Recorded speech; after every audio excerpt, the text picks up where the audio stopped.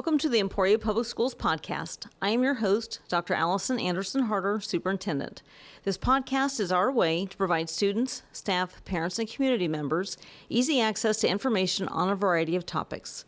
Once you've listened to an episode, we encourage you to use the electronic link to provide feedback or ideas about the episode to which you just listened, or to share ideas for future episodes. Today we are visiting with Ms. Arasely Castillo and Ms. Emely Magana, the Student Support Specialist at Walnut Elementary. Thank you for joining me today. Thanks for having us. Thank you for having us. Absolutely. So we're going to start with some background. So talk to us a little bit.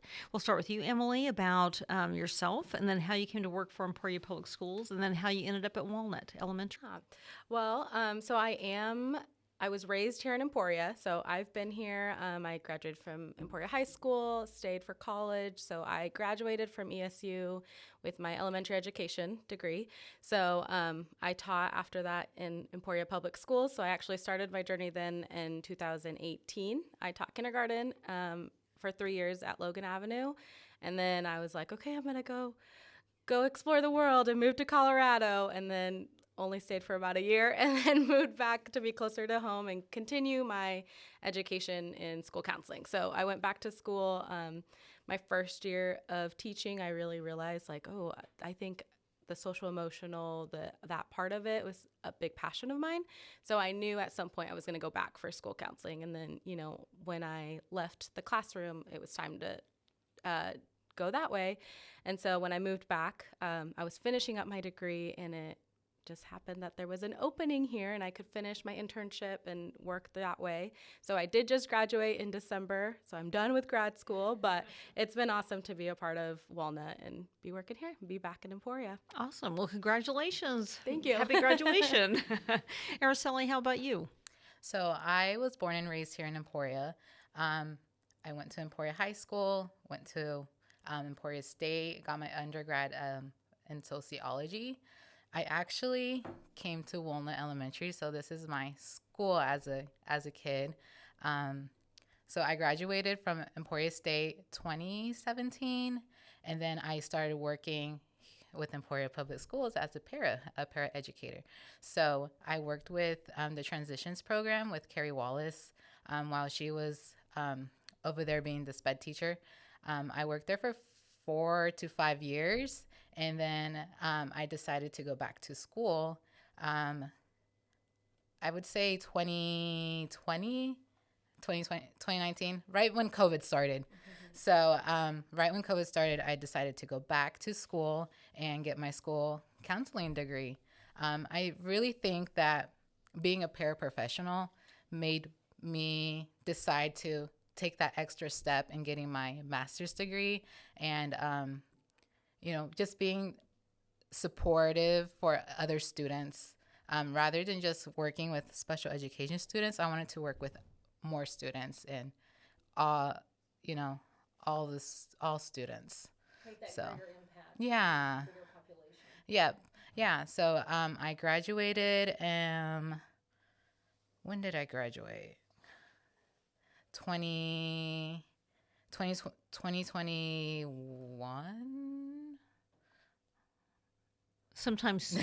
Yeah. You've graduated. Yes. Araceli. Yes. We're So glad for that. last May is when I graduated. Okay, So 2022. awesome. Okay. Mm-hmm. So I graduated in 2022, and then 2023. No, 2023. 2023. Yeah. Sorry. And I graduated, and then I came back to be a part-time para while I finished school. So then there was an opening here at Walnut too, and I applied for it. So I'm here now. Awesome. Well, talk to us a little bit. I mean, a typical day is not ever really typical. So, Emely, start with you. What would you say would be a typical day at Walnut Elementary as a student support specialist? Yeah. So like you mentioned, it is up in the air every day. It's never, and that's part of the appeal to me too, is that it's never the same thing every day. But some of the things that we do here at Walnut is I do some small groups. I go into classrooms to teach some SEL lessons. I do soft starts with students, which just means some of those kiddos that maybe just need a little bit more time getting adjusted for the day. We kind of have a little routine for them. So every morning I start with students right off the bat. And then in between going into classrooms or them coming into us, we do have students. So we have the Beehive at Walnut, which is just a regulation room. It's kind of where kids come and take breaks. So we have students that are coming in and out all day, and we get to sit, talk with them, kind of give them a break throughout their day. And then we also are responding to, we call them care calls. So just whenever a teacher needs extra support, we are out in the classrooms helping those students and those teachers. So there's a lot of collaboration in our day. We're working with students, teachers, our principal with Jamie Dakin. We work with her all the time in conversation. So yeah, it keeps us busy. I bet. I bet also looking a lot of student data too. And so Yes. really then writing behavior management plans for those students that need that and other interventions, right? Yeah. So Arasely, what would you say is the most rewarding aspect of your job? I would say the most rewarding aspect of the job is just seeing kids be successful, just in the day. Taking making small gains is even a big success for them. So just seeing them be successful when they think they can't be successful, I think that's one of the most rewarding things of our job. Good. Well, and I bet they feel really good about that too when they feel successful. Makes a big difference. Yep, just seeing them smile. Yeah, yeah. Well, thinking about that rewarding aspect, let's have you each share a story of a student, not confidentially, just in general, about just a story that really has meant a lot to you. And whoever would like to start. I would say, so I've only been here for a few months, so I don't have a big memorable story yet.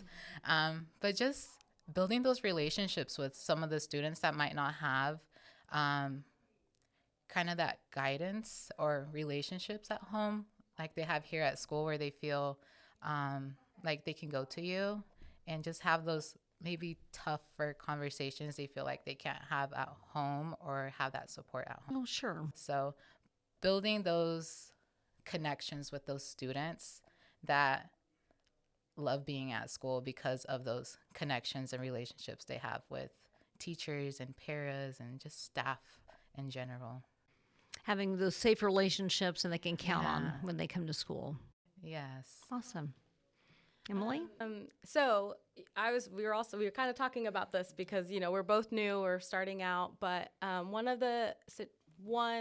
that really stood out to me when I was thinking about it was we had a couple of new students at the beginning of the year, to Walnut, new students. And so they were having kind of a hard time transitioning, kind of learning, same as us, learning, what the procedures are, how this all goes, the culture. And we were having a hard time really just staying in the classroom. That was one thing we really had an issue with at the beginning.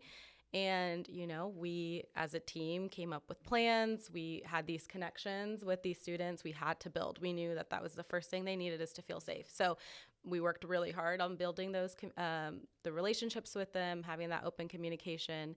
And those kids are in class all day, and and they know, like, we have those behavior plans, like if something happens, this is what happens, and they can tell you that they're part of those decisions too. Like, they are part of it with us. It's not just we're telling them what to do. It's you are part of this, and you're going to take responsibility of it too. So seeing them in the classroom, to what Arasely was saying, like successful, that they can be in there, talk to their teachers, and all of that has been a really great thing that I think every time I see them, or I see them try, they do an activity in PE or something that they haven't done all year, I can't help but smile. I'm like, yay, they that's did awesome. it. So Yeah, it may seem really small, but it's really big for some students. yeah. Well, I appreciate both of your work on that with students, because that makes them feel good too. What about some educational practices or trends that are happening that have been especially beneficial that would be important for parents or community members to know about? So some of the things that first of all, our Walnut, and the whole district, right, is using Capturing Kids' Heart. So that is one thing that we've really started to dive into this year. And then Walnut has also in the past used zones of regulation. So that's one thing that we are it started and then it kind of went away, and we're kind of focusing back on having universal like language throughout the building. So whether they're kindergarten or fifth grade, any adult that comes in knows how to kind of process with the students. So those are two like curriculum that we are using in our days. So that vocabulary is really important. So when when a staff member is using vocabulary, doesn't matter what class the student is, they hear that consistency. So that's really important. Yes. You might talk a little bit more about what that zone with the zones of regulation. So what does that do, and how students have that opportunity to also give input about how they're feeling. So zones of regulations, it kind of splits it off into 4 colors. And so we talk a lot about, what the colors mean and what kind of feelings or emotions go within each. So we have the blue zone, yellow zone, green zone, and red zone. So they can identify, like if I'm feeling sad, that means I'm in the blue zone. My body's moving slow. I need to do something to kind of wake myself up. So maybe, I just need to move my body, or I need to talk with somebody, kind of that stuff. Or if we're feeling frustrated, okay, now we need to find some practices to calm ourselves down, because frustration means I need to calm down, and then they also can identify in the red zone, at this point, maybe we're feeling mad, maybe we're doing some unsafe behavior. I need to take control of my feelings again and be safe. So we're going to do what we need to take control of them, calm down, and be successful going into the green zone, which is our calm. We're ready to learn. That is when I talk a lot with the kids about, this is where we need to be at school. We can't be there all of the time, right? We get that. Even as adults, we're not always in our green zone ready to learn, but our whole goal in school is to try to be there as long as possible so that we can learn and listen and be a part of our class. So really connecting emotions and their feelings with how their body is reacting. And so then they can help start to self-regulate if that's something difficult, right? Yes. Arasely, anything you would like to add to that? So one of the curriculums I've been using is the Boys Town curriculum. So I've really been enjoying using that curriculum with my groups. It helps a lot with building social skills. So we've noticed that there's some social skills some students are missing. So using that curriculum and just implementing it in our group has been very helpful, I would say, with some of those students. For those students, we kind of have to go over it multiple times just so they can learn it. So I've really been liking the Boys Town curriculum. They also have different books on social skills. So that's one thing that I'm going to start implementing, is having the books in group. Excellent. So a lot of great resources. Well, what advice would you give to students that are facing some academic challenges, or maybe just struggling with just getting along at school? Arasely? Can you repeat that? I'm sorry. Sure. So students that might be experiencing some academic challenges or having trouble just adapting to school. What advice would you give? So some advice I would give would be just, reaching out and asking for help. Because sometimes some students feel like they are alone and don't ask for the help. So they are stuck, and just speaking up, I would say. They're not the only ones that might be having those challenges. So just not being afraid of asking for that help. Thank you. Emely? So I actually kind of wrote the same. I was thinking about it, and I kind of thought the same thing. I think definitely knowing how to have those communication skills to ask for help, because I think that's where a lot of times we see the shutdown, and just reminding students, like, everybody is here to help you. There is no adult in the school that is going to say no when you ask for help, or not, and if they don't know, they're going to find someone to help you. And so really working on opening up that and them feeling power in asking for help, because it is, they still, especially in elementary, they still got a long way to go, and we want them to have those skills now. So as they get older and get into harder material, that they are still able to ask for help. Absolutely. Yeah. What is the favorite part of your career? Arasely? My favorite part would be working with the students. And I also love working with the staff, because here at Walnut, we have an amazing staff here.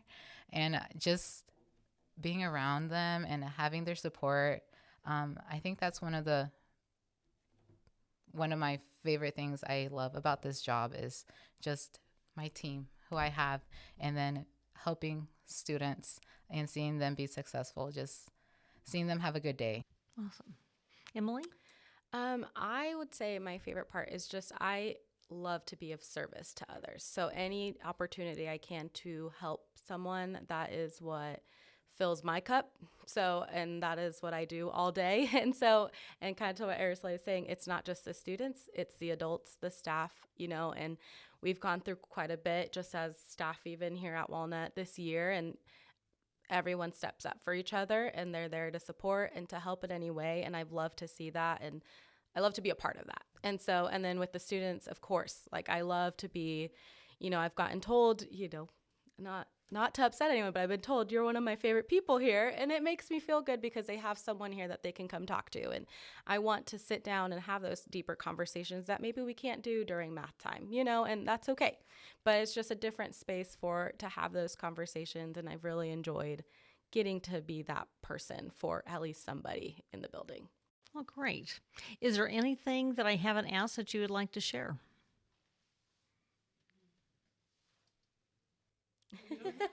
I was like, I don't believe so. All right. Well, thank you both. I appreciate your time. Yeah, thank you. Yeah, thank you. We will end on our Emporia Public Schools mission statement. We engage, we empower, we inspire. Thank you for listening and watch for upcoming episodes.